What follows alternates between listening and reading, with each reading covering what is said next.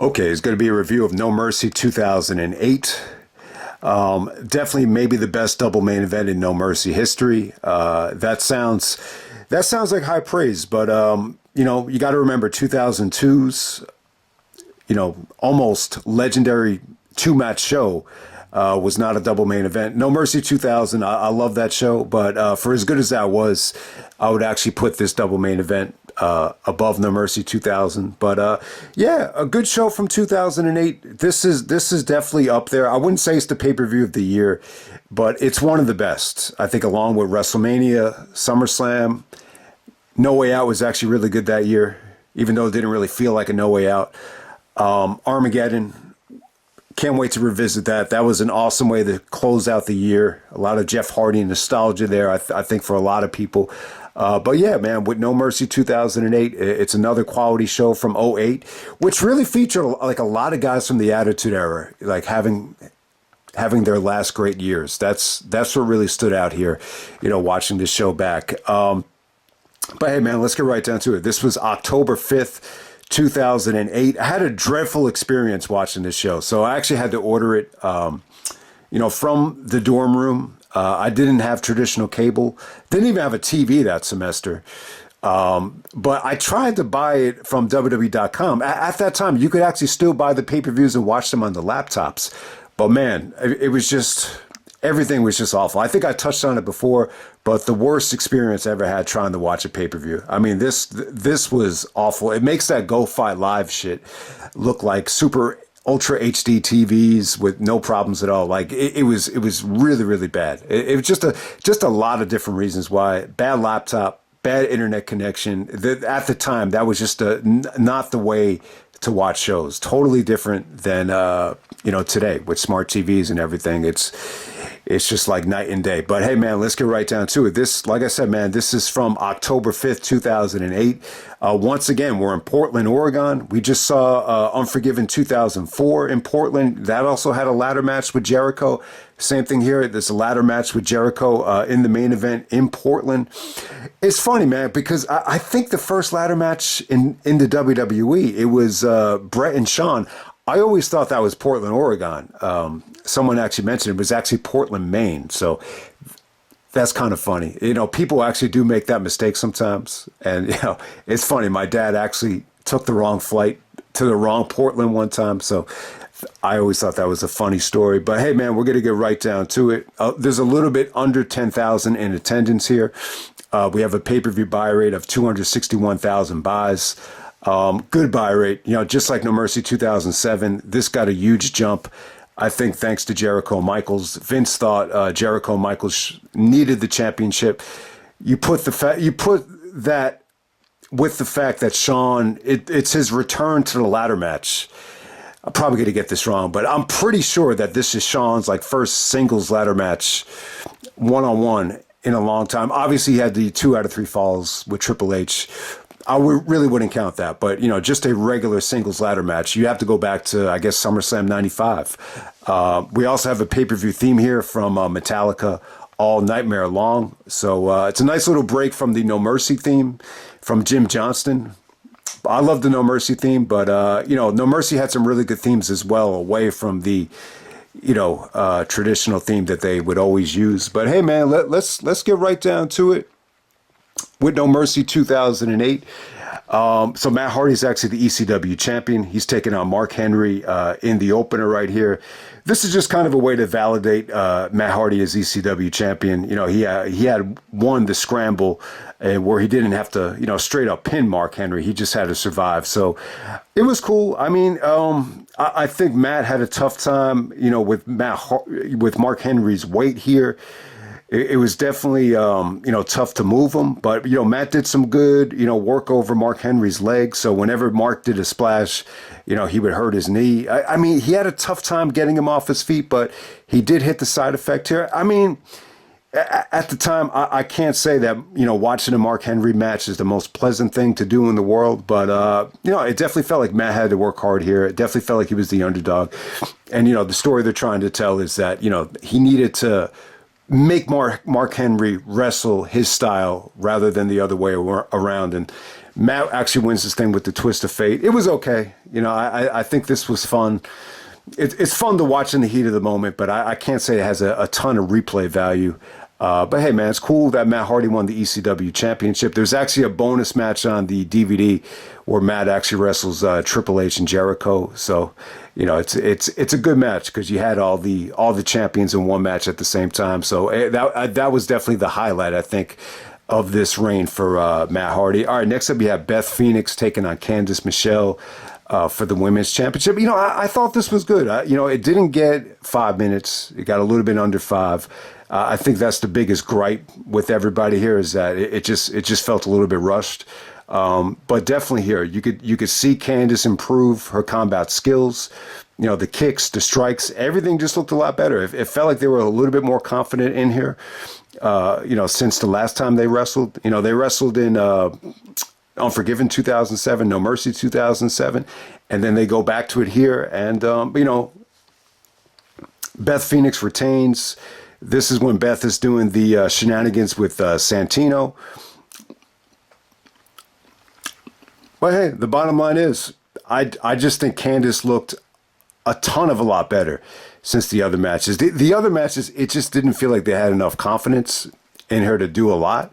But it's a little bit of a different story here. But hey, man, we're going to move on. Candice was actually on the cover of Cyber Sunday, which was the next pay-per-view. So I just wanted to shout that out. But all right, next up we have Rey Mysterio taking on Kane.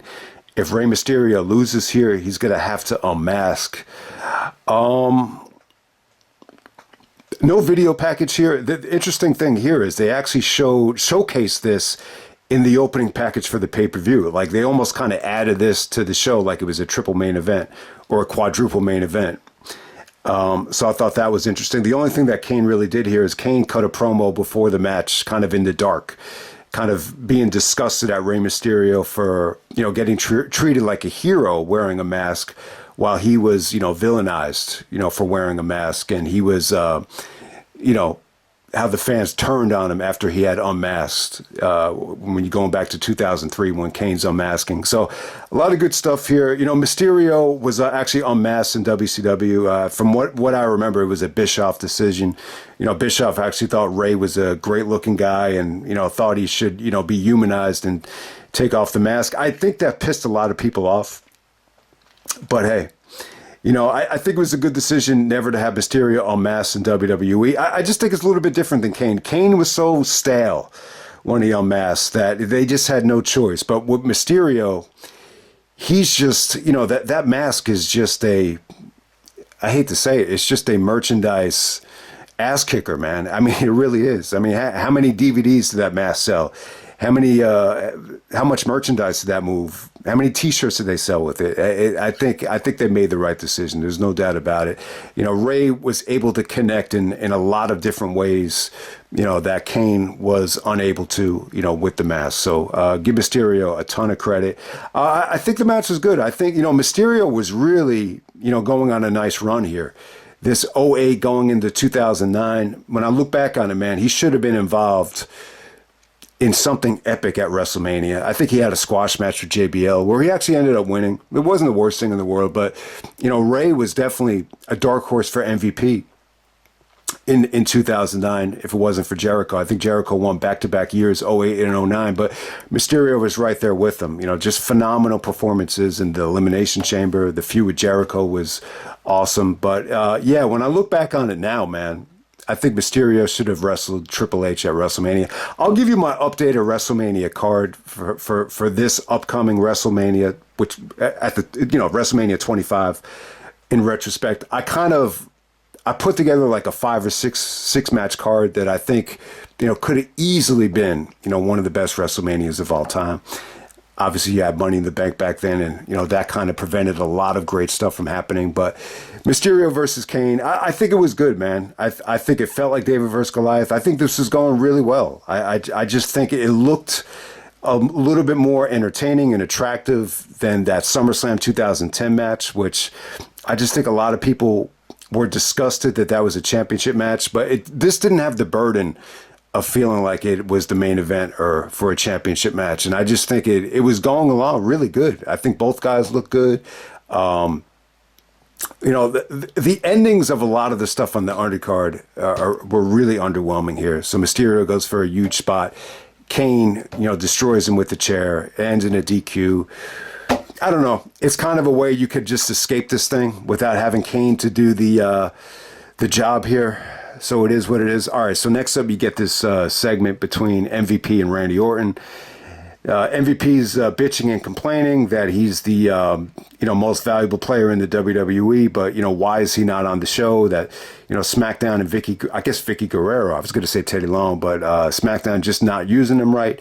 He said he's a franchise player and all these different things. Randy Orton comes out there and basically says all these things you're claiming to be, I am.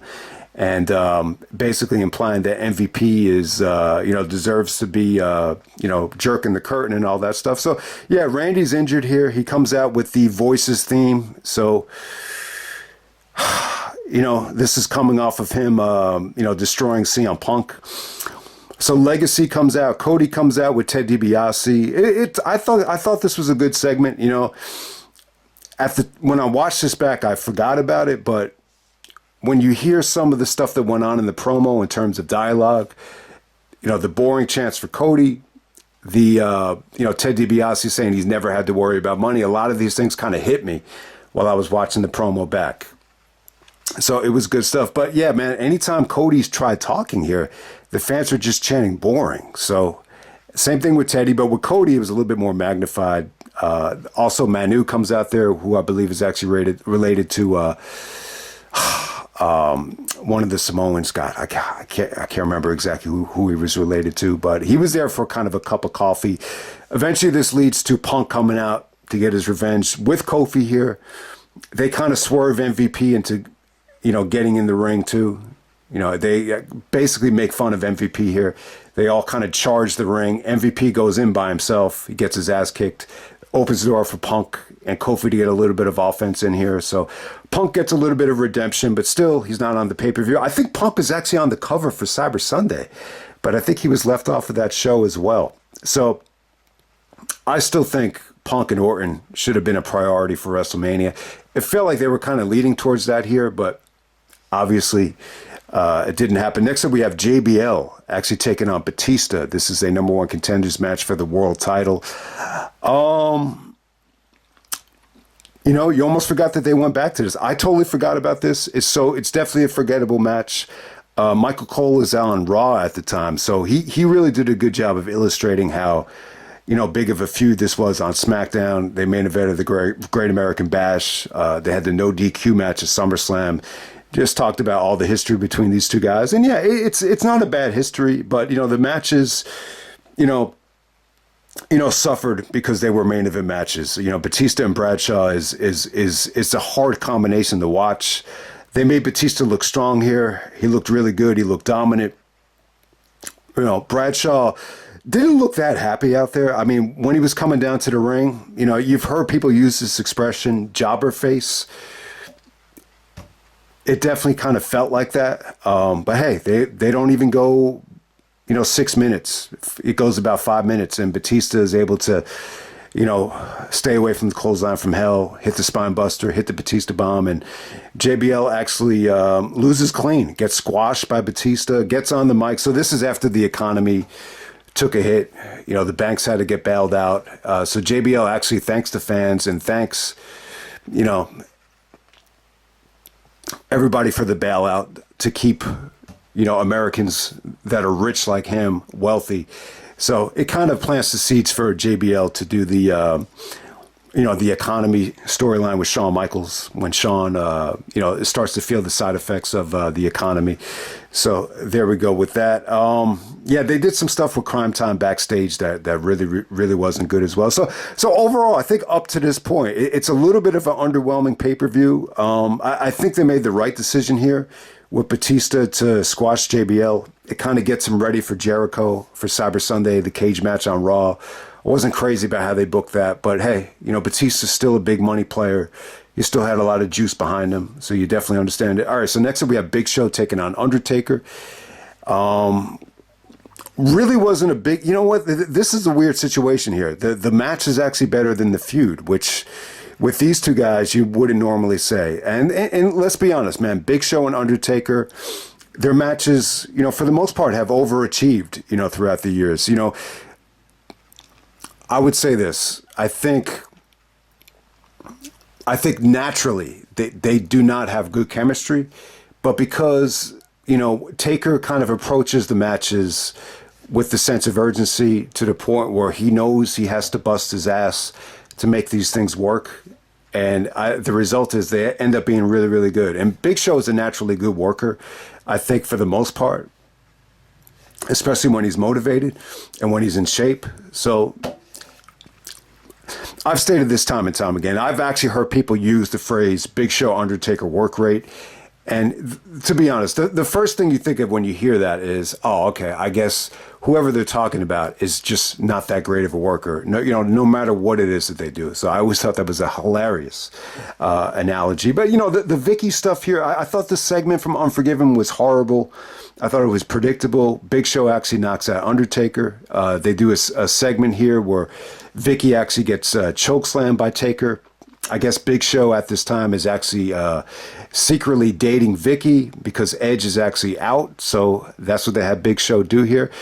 So yeah, I mean, in 2008, Big Show came back in good shape with a lot of momentum, especially coming off of the Mayweather stuff, which was really, really good. But hey, man, Big Show and Undertaker here. There were some really dull moments. I think the finish kind of sucked. It kind of does tie into the whole knockout thing.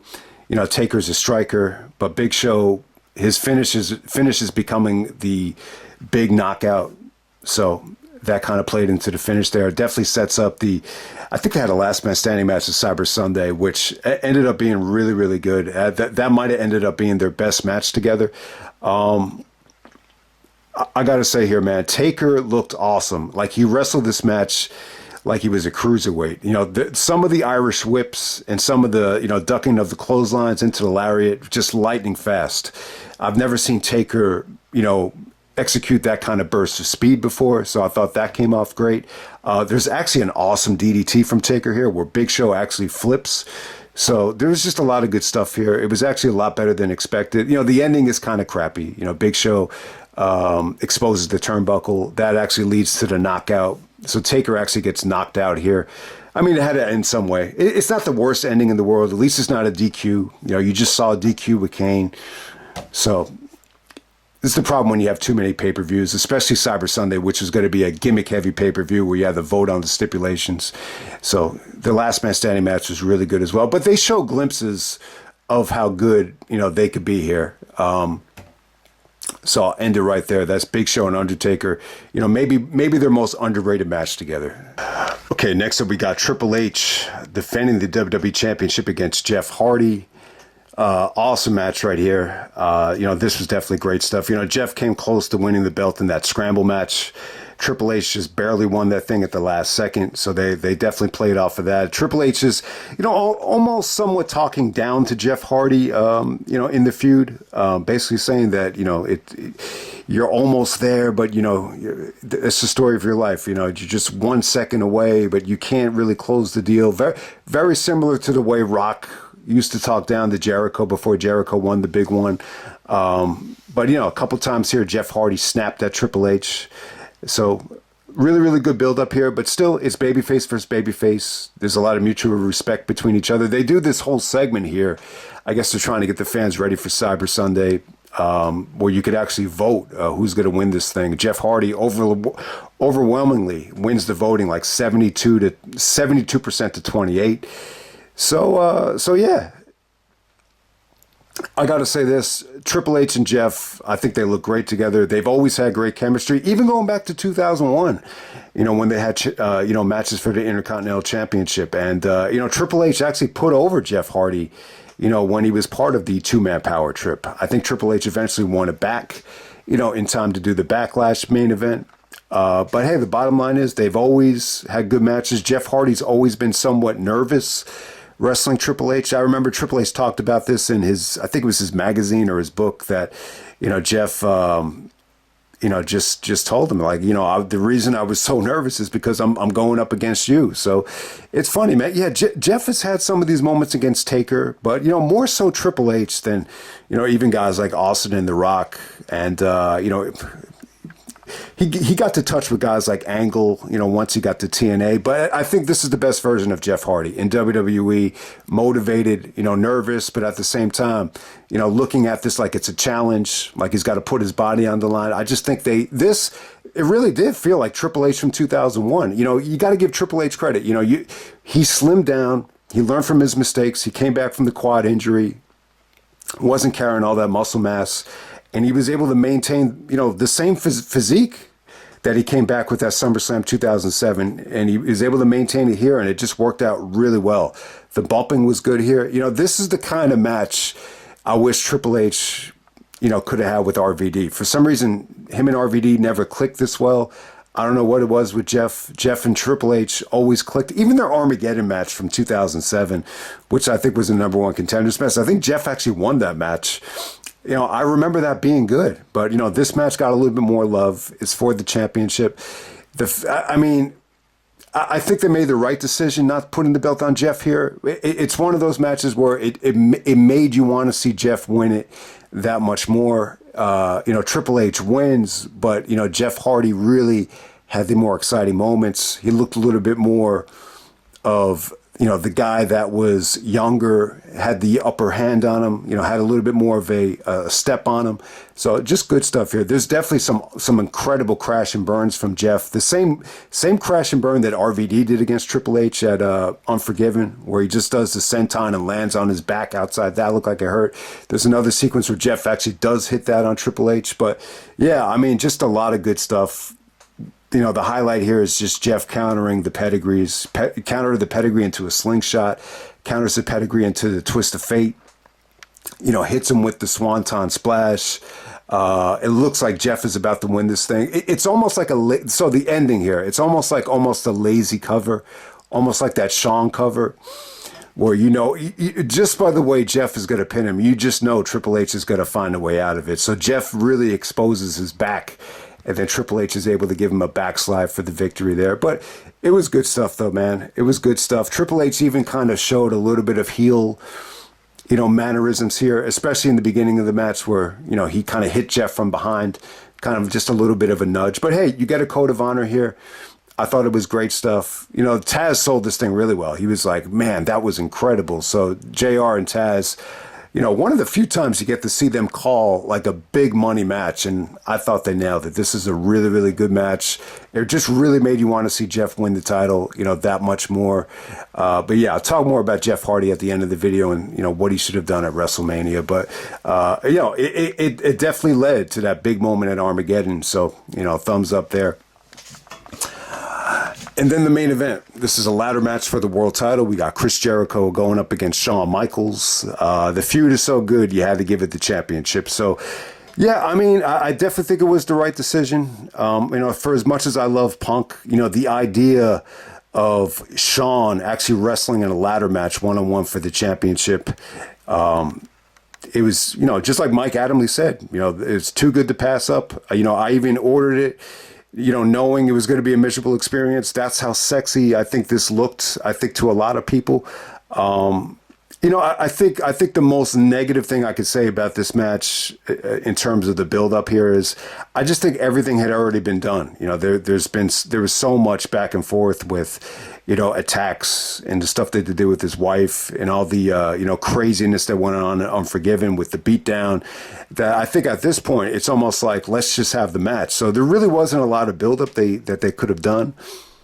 I think by this point, there's actually some kind of weird moments on Raw where Jericho is, kind of attacking the ladder or kind of using the ladder as a weapon. It's the magic of the WWE. It looked a lot better in the video package here, but, Shawn's the master of the ladder match. Jericho was telling Adam Lee that he needs to protect his investment, protect his champion, and really wasn't interested in wrestling at No Mercy. But now that it's a ladder match, Jericho went out of his way and just said, I'm the most underrated ladder match performer. I've had classic ladder matches. No one's dominated a ladder match more than me, even though Shawn Michaels is more of the innovator. So it's definitely an interesting debate. I think Shawn's ladder matches were more innovative. They happened at WrestleMania. They happened at SummerSlam. They happened before, most of them. This was really people's first experience to ladder matches. But, when you really think about it, Jericho has wrestled in more of them. He stole the show here in Portland against Christian at Unforgiven. The greatest ladder match of all time. When it comes right down to it, the greatest one-on-one ladder match of all time, it might be Jericho and Benoit from the Rumble. Obviously, he doesn't get as much love as Shawn versus Razor because it didn't happen at WrestleMania and it happened almost 10 years later. So, and then, Jericho has been really, instrumental in the Money in the Bank ladder matches. It was his idea. So you put these two together, you're going to get gold. I think this was great stuff. I got to give Jericho credit. I think more than anything, he carried over the anger and the animosity that he felt towards Shawn, and he let it all out here. So it's a good ladder match, too, because it definitely felt like they played off of the feud with using the ladder as a weapon, the violence of it. But, aside from, the feud itself, I think the ladder match is the right call, for a lot of different reasons. Obviously it's really the only way Shawn would have agreed to a ladder match is if the feud really called for it. It was just icing on the cake because of everything that they've been through. So I'm glad that it was a ladder match and not a Hell in a Cell match. And it's for as good as this was, it's not as good as the WrestleMania 19 match. At this point, it wouldn't have made sense for them to have the classic WrestleMania match with the back and forth and, the near falls and everything that went on there. So the ladder match definitely was a way where you can play out, some of the anger and the animosity that the feud had going in it. So it was definitely the right call. And, not to mention, the aside from all the stuff that really, made sense, I got to say, with Jericho and Michaels, these are two guys that are going to, go above and beyond to do creative ideas, innovative things that hadn't been done before, and innovative finishes. And you got everything here. Just the way Shawn was whipped into the ladder and the way he was, running up the ladder. I don't think you've ever seen that before. A lot of people, got that idea from him. That's something that Shawn never really did in the initial ladder matches with Razor or even with Brett. So thumbs up there. I thought some of Shawn's footwork here with the ladders was just really, really well done. Jericho actually loses a tooth here. And he this is he looks a little bit like Benoit, with the missing tooth. Jericho was able to replace it. He didn't embrace it the way Benoit did, but it's kind of ironic. There's definitely a little bit of irony there. But you can see Jericho get a little bit of bloody and get a little bit more pissed and angry, after he lost the tooth. Just some of the spots where he's taking the ladder and using it as a weapon just came off great. They came off very vicious. The way Jericho hits the lion salt while Shawn is trapped into it, it just came off so, it came off very angry and just had a great impact. So give them credit there. They do the cool spots too. That crossbody off the top of the ladder through the table, I thought it came off great. It didn't really feel like it was a suplex. I thought it was a good crossbody. It really reminded me of the Mind Games bump, more than anything. So I thought that was cool. Even some of they actually positioned the ladder like right by the turnbuckle. It looked like Shawn was going to try to give him a suplex. Jericho gets all the way up to the top and he just knocks Jericho down. So I think that might have been the spot where he lost the tooth. It's really tough to tell, like, where did he lose the tooth? It sucks that Jericho lost the tooth, but, thank God for him. He could replace it and it's no money out of his pocket. Trying to think of what else happened here. All right, so, the Lance Cage stuff, kind of forgot about it, but it actually came off great. Shawn was able to, fight it off and super kick him. And, the tug of war at the end was really, really cool. But even before you get to that, man, Jericho's taken some really sick bumps off the ladders, not going through tables. You've seen a lot of guys take these big bumps off ladders and they go through like a set of tables. But, I think TLC 4 and this one as well, like Jericho takes these bumps just flat on the mat and just looked painful, looked like he hurt his knee. His selling was great. And you remember Jericho, I think this is the time where Jericho hurt his ACL or he was wrestling without an ACL. I think he tore it in the match with Kofi at Night of Champions. But ending was cool here, man. The tug of war with the title, I think it came off great. There's just a lot of drama. The crowd is just going crazy right before the finish. So much great anticipation. So Jericho actually looks like he's losing balance and he's about to fall. And then Shawn, I think unintentionally, he kind of yanks Jericho back. And then unintentionally, he headbutts Jericho and he falls off the ladder. And that's how Jericho retains. So good stuff there. Really happy that Jericho was champion. I got to say, man, for a lot of the guys that hate Jericho, because of the year that he's had, I understand Jericho hasn't had the best of years, but when you go back to 2008, you could just feel his presence, help the company. I mean, say what you want about 2006 and 2007. I know maybe there were underrated years when you look at the pay-per-view quality, but when you just judge the years as a whole, they definitely missed Jericho a lot, especially in 2006, especially in 2007. I was just dying for Jericho to come back. He needed to come back and save the company. Obviously, there's a lot of things that really overshadowed Jericho's return, whether it be JBL, Triple H, Flair's big send-off. There's a lot of things that overshadowed it. So Jericho really had to, reinvent himself again. And this is where it definitely paid off. This is where it paid off. I think this was huge. It was a great matchup right here. It definitely over-delivered. Jericho was the MVP of 2008. His presence was definitely missed, and I thought he looked great out there. I think he looked a step up from 2004 Jericho. He looked and even compared to Shawn. Shawn. It's tough to say that anybody's in better shape than Shawn, but Jericho definitely had a little bit more muscle mass. And he looked just as athletic. He was moving just as well as Shawn out there. So definitely give him credit. Incredible ladder match. I'm not going to say it's the greatest ladder match in the history of WWE. That will be a tough thing to argue. But I will say I think it's up there. I think it's up there with some of the best ladder matches that we've ever seen. If you're going to ask me what's the best, two ladder matches in the history of the WWE, I'm going to go with Shawn and Razor and Benoit and Jericho. I think you could flip a coin between those two. I think Benoit and Jericho is, the best actual match, but, I would give the nod to Shawn and Razor because of the timing of it and the innovativeness of it. But I'll just end it right there, man. That's No Mercy 2008. What a great double main event. The double main event is awesome. I mean, the undercard, it is what it is. It was actually a little bit harder to talk about than I anticipated. So hope you guys enjoyed the No Mercy series. I definitely think you've definitely had better matches, I think, than the Unforgiven series. I definitely think that. So we'll see what ends up being the best No Mercy match. This should definitely be a better list than that Unforgiven list. The Unforgiven list was actually a little bit underwhelming, looking back on it. But this should be a much better list. So I hope you guys enjoyed the series. And I'm out. All right.